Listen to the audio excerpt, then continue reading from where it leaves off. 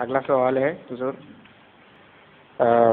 نماز فرض ہونے سے پہلے یا نماز کی فرضیت سے پہلے حضرت صلی اللہ علیہ وسلم کس طرح اللہ تعالیٰ کی عبادت کیا کرتے تھے؟ صرف ذکر الہی سے، یاد سے.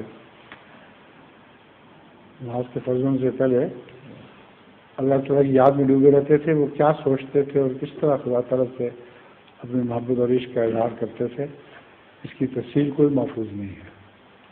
صرف اتنا پتہ ہے، قرآن کریم سے پتہ چلتا ہے وَجَدَكَ ضَالًّا فَهَدَىٰ، کہ اس کو اپنی تلاش میں، تجھے ہم نے اپنی تلاش میں، اللہ تعالیٰ نے تجھے اپنی تلاش میں سرگردان پایا اور اپنی محبت میں گمشدہ پایا، بس اللہ تعالیٰ نے تجھے ہدایت دے دی.